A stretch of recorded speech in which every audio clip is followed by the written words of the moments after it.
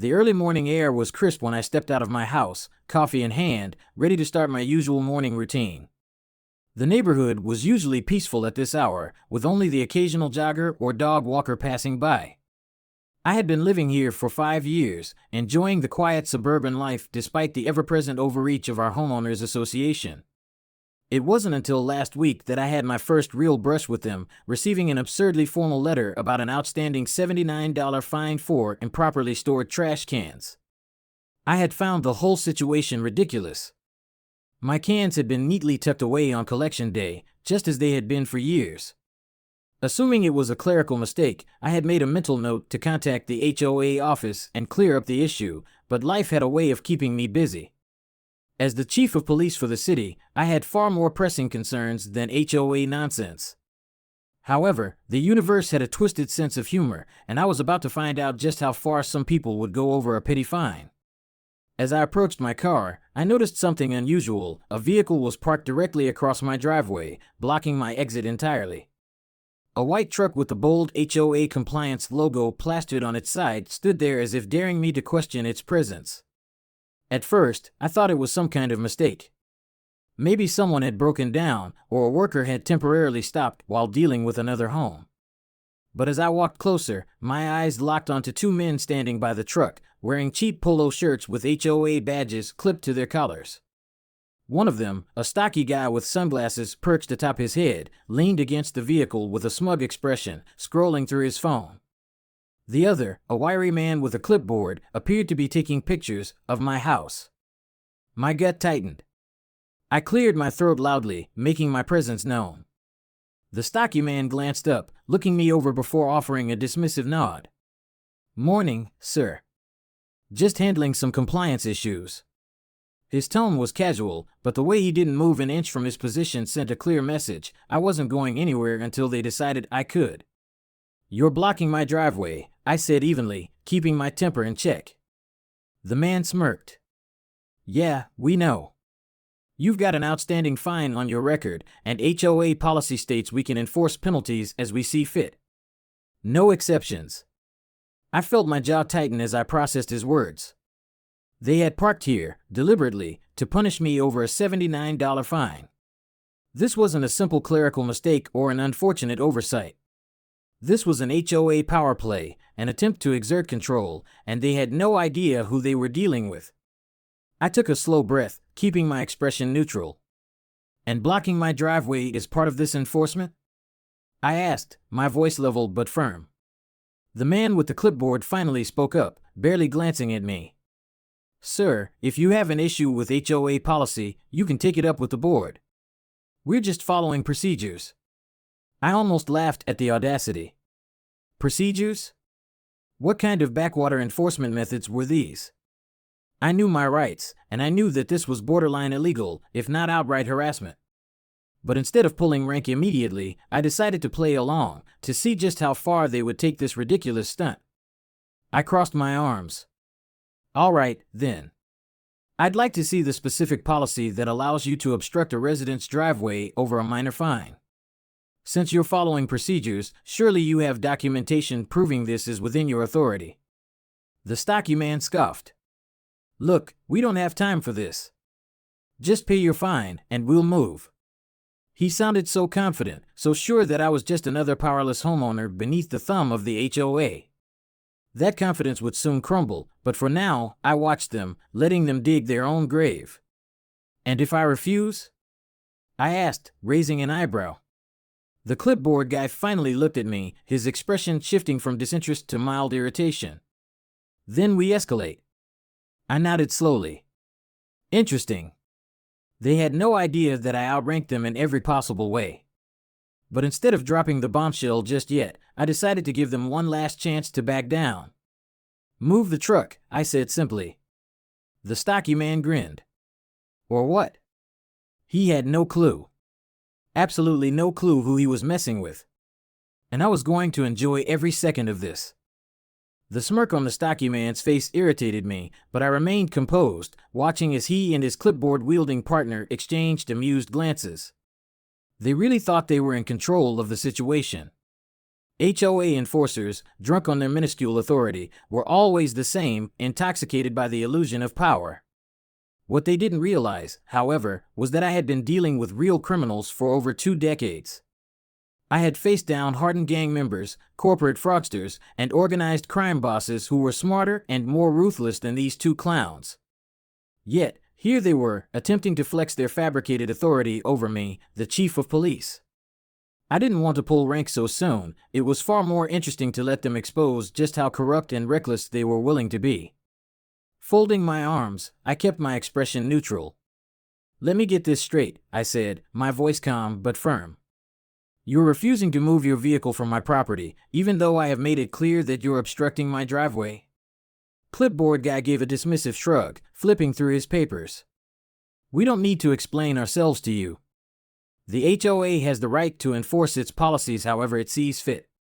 You have an unpaid fine, and per HOA bylaws, failure to pay results in increased enforcement actions." He paused, looking at me with exaggerated patience. "That includes, but is not limited to, temporary obstruction of a resident's property to ensure compliance." I stared at him for a moment, resisting the urge to laugh.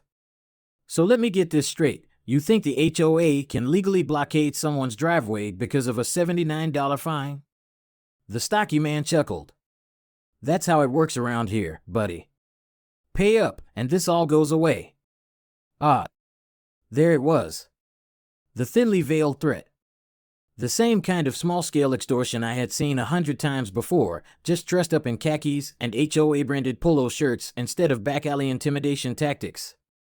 I tilted my head slightly, letting my silence stretch long enough to make them uncomfortable. I could feel their arrogance shifting, their confidence faltering just a little as they realized I wasn't reacting the way they expected. "Well?" Clipboard guy asked impatiently. "You going to handle this the easy way or the hard way?" I let out a slow breath. "And what exactly does the hard way look like?" Stocky smirked, tapping the roof of their truck. "You keep resisting, we get the HOA board involved. We tow your car, slap on more fines, and if you really want to push it, we escalate to legal action." I smiled. "Legal action?" Clipboard guy nodded, looking down at his paperwork as if he were reading directly from a script. "That's right.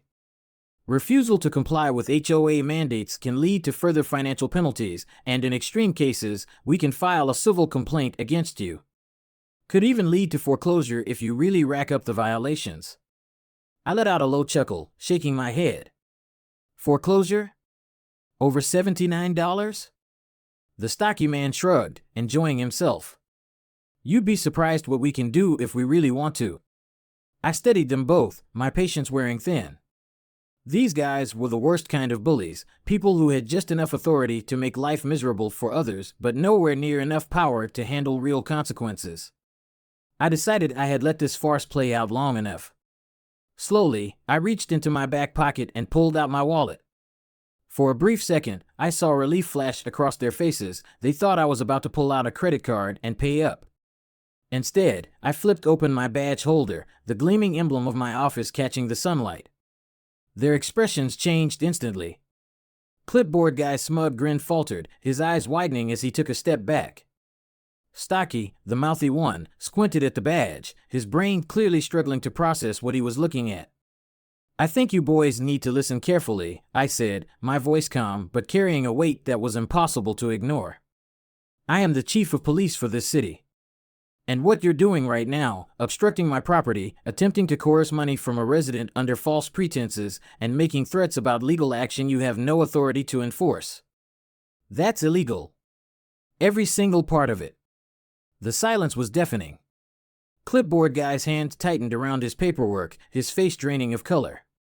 Stocky shifted uncomfortably but still tried to save face. "Listen, sir, we're just following HOA guidelines." "No, you're not," I interrupted, taking a step forward. "HOA policies do not override city, state, or federal laws. You have no legal right to block my driveway. You have no legal right to issue penalties beyond what is explicitly stated in HOA contracts. And you sure as hell have no legal right to tow my vehicle without a court order or prior notice." Clipboard guy swallowed hard. We were just enforcing policy. No, I said again, this time more forcefully. You were abusing your authority. And now, you're about to face the consequences. I pulled out my phone, dialing my precinct with practiced ease. I need a patrol unit dispatched to my address immediately for illegal obstruction and potential harassment by HOA personnel. Their faces drained of color completely. Stocky's mouth opened and closed like a fish gasping for air. Wait, hang on. We don't need to get the cops involved. I raised an eyebrow. Oh, don't we? I thought you were more than happy to escalate things. He shut his mouth, looking at his partner, but Clipboard Guy was already stepping back, realizing they had gone too far. Sir, Clipboard Guy started, his voice shaky, maybe we can, work something out. I smiled, shaking my head. Oh, we'll work something out, all right. But it won't be on your terms. And with that, the weight of real authority crashed down on them. This power struggle was over. Now, it was time for the consequences. The moment I mentioned calling in a patrol unit, the dynamic shifted completely. The arrogance that had been radiating from these HOA enforcers dissolved like sugar in hot water, replaced with barely concealed panic. Clipboard Guy took a small step back, gripping his paperwork like a lifeline, while Stocky, the loudmouth, swallowed hard, his eyes darting between me and the truck they had so confidently parked in front of my driveway. I held my phone to my ear, listening as dispatch acknowledged my request. Units en route, I said casually, slipping the device back into my pocket. Shouldn't take long. The weight of my words hung in the air, pressing down on them like an anvil. Stocky let out a nervous chuckle, lifting his hands in a half-hearted attempt at appeasement. All right, now, let's not get ahead of ourselves, Chief. No need to get all worked up. Maybe we just made a little mistake here. A mistake? I arched an eyebrow. A mistake? So, you accidentally blocked my driveway?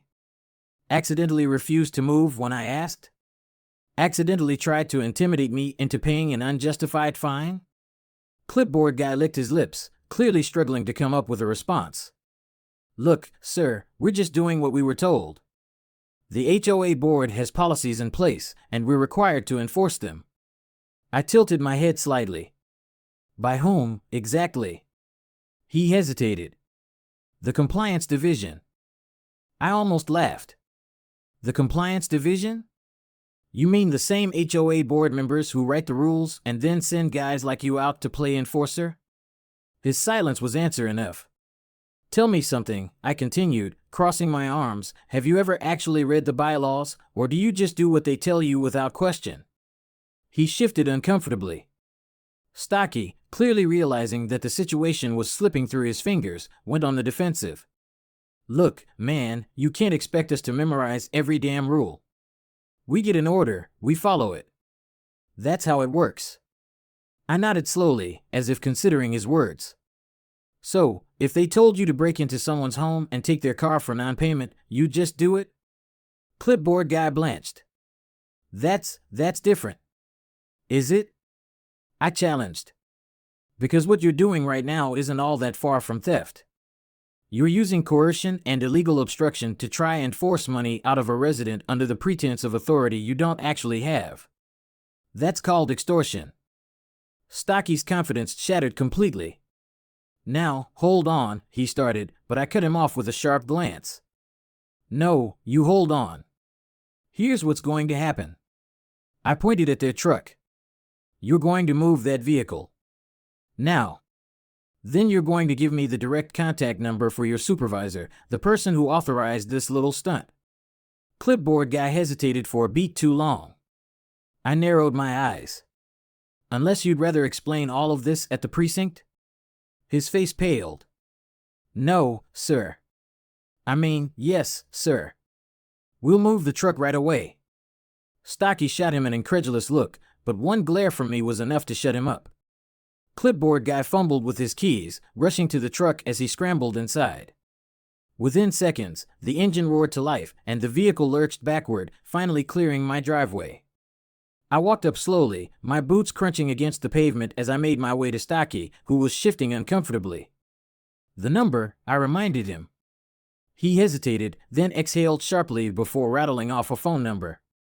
I pulled out my phone, dialed, and pressed the speaker button.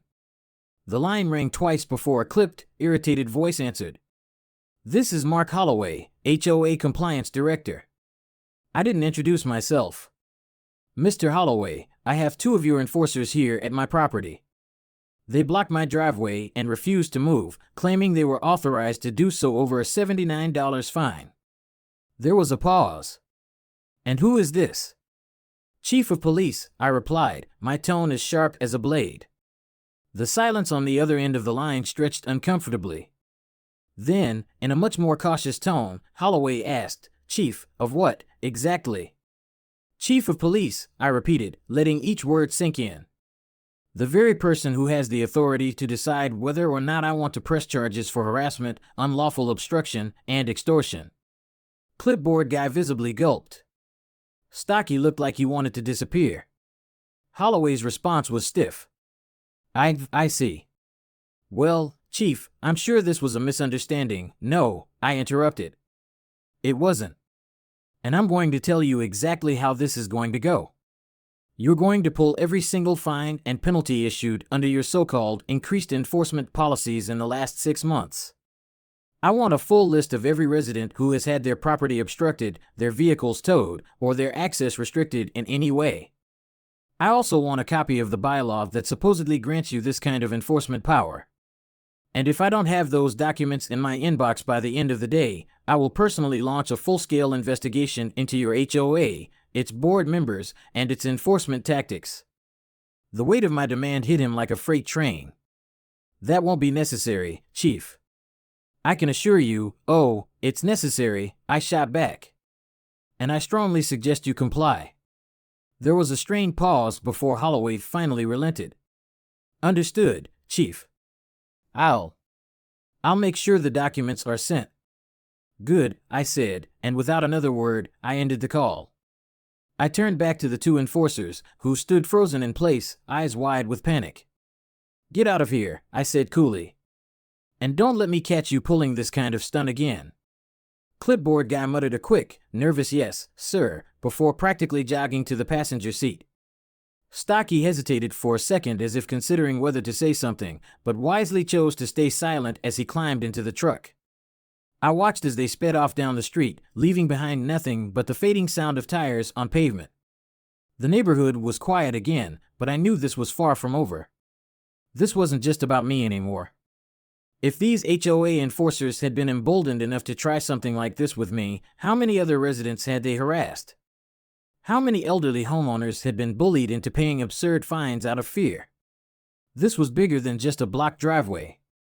It was about corruption, abuse of power, and justice. And I was going to make sure justice was served. By the time the HOA enforcers had scurried away, I was already back inside my house, pouring myself another cup of coffee. My morning had taken an unexpected turn, but I wasn't surprised. HOAs were notorious for overstepping their bounds. What did surprise me was how brazen these enforcers had been. They hadn't just towed the line, they had obliterated it, acting with the kind of unchecked arrogance that only comes from believing they were untouchable. I intended to prove them wrong. Within the hour, I received an email from Mark Holloway, the HOA Compliance Director, containing the documents I had requested. I sat down at my desk, opening the files with a practiced eye. What I found was worse than I had expected. The HOA had been running a systematic scheme, targeting homeowners with arbitrary fines and exaggerated violations, then using intimidation tactics to force compliance. There were records of cars being towed without notice, unauthorized liens being placed on homes, and even cases where residents had paid thousands of dollars in supposed back fines just to avoid legal threats. I saw reports of fines as ridiculous as $200 for grass being slightly overgrown and $150 for holiday decorations staying up 1 day past the allowed removal period. It wasn't just a power trip, it was extortion, plain and simple. I leaned back in my chair, my mind already shifting into investigative mode. This wasn't just an HOA issue. This was criminal. The more I read, the more I realized that I wasn't just dealing with overzealous rule enforcers. I was dealing with what amounted to an organized racketeering operation hiding behind the guise of neighborhood management. And worse, it wasn't just a few rogue board members. The entire HOA leadership seemed complicit. There were memos between Holloway and other board members discussing high-priority enforcement targets, which, in plain English, meant they had a list of homeowners they actively sought to fine into submission.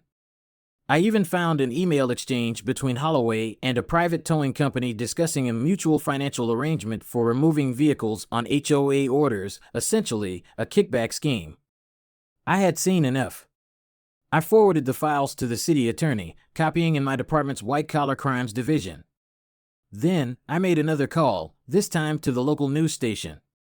It was one thing to launch an internal investigation, but corruption thrived in silence. This needed to be exposed publicly. By the following afternoon, the fallout had begun. A team from my department had officially opened an inquiry into the HOA's practices, and subpoenas were being prepared for board members.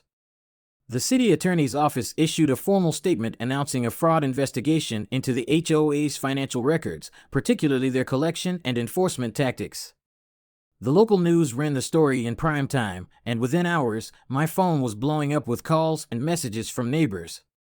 Residents who had been too afraid to speak up before were coming forward with their own horror stories, outrageous fines, threats of legal action, vehicles mysteriously disappearing overnight.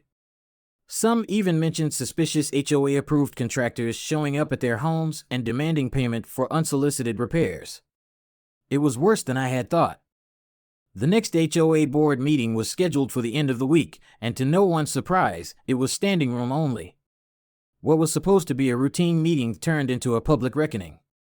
Angry homeowners flooded the room, demanding explanations and refunds.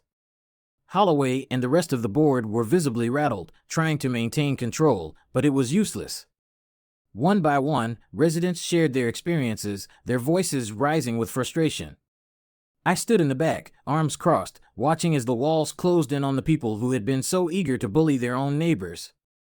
Then came the real bombshell. The city attorney's office had fast-tracked its investigation, and mid-meeting, a process server walked in, handing legal notices to several board members, including Holloway himself. The room went silent as he read the papers, his face draining of color.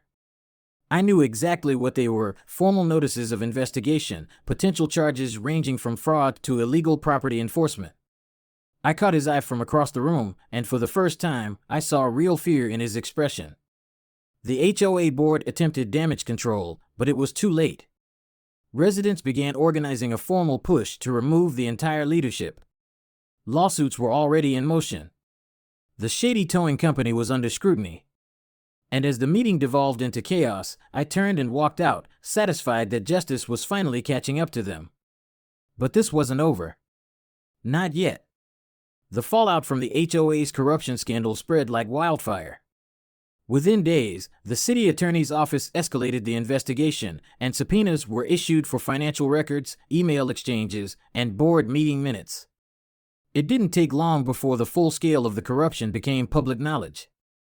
The news stations had a field day, running exposés on how the HOA had turned a simple neighborhood oversight committee into a for-profit extortion racket. Residents who had once been too scared to push back were now demanding justice. And justice was exactly what they were going to get.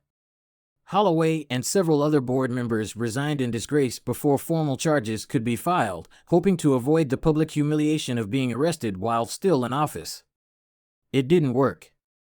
Less than a week later, he and two other key figures in the compliance division were taken into custody on charges of fraud, racketeering, and unlawful property enforcement. The evidence was overwhelming. The city attorney's office had found proof of thousands of dollars in improper fines levied against residents, unauthorized liens placed on properties, and direct financial kickbacks from towing companies and private security firms. It was a textbook case of abuse of power, and there was no way they were walking away from it unscathed. Meanwhile, the remaining HOA board members scrambled to avoid being implicated, but the community had already made its decision. There was no salvaging this mess. A recall vote was scheduled, and the residents turned out in force. By the end of the meeting, every single remaining board member had been removed, and a temporary oversight committee was put in place to manage the transition. Among the new committee members were several longtime residents who had been previously targeted by the corrupt policies, ensuring that the people most affected by the HOA's actions would have a direct hand in rebuilding it. With the HOA leadership gutted and an investigation still ongoing, the next step was fixing the damage they had caused. The city attorney worked with local officials to draft new regulations that limited HOA enforcement powers, ensuring that no homeowners association in the city could ever operate unchecked again. New rules were put in place preventing towing without explicit city approval, capping the fines an HOA could impose, and requiring a third-party review before any legal action could be taken against homeowners. The state legislature even took notice, beginning discussions on broader reforms to prevent similar abuses in other communities. But the real moment of victory came when the city officially declared all improperly issued fines null and void. Every resident who had been forced to pay ridiculous penalties over the years was offered refunds, with additional compensation for those who had suffered financial hardship because of the HOA's actions. A class action lawsuit was already forming, and from the looks of it, the former board members were about to have their pockets emptied by the very people they had tried to exploit. As for me, I returned to my normal routine, enjoying the peace that had finally returned to the neighborhood. My driveway remained clear, my trash cans sat exactly where they belonged, and the only people knocking on my door were friendly neighbors thanking me for stepping in when no one else could.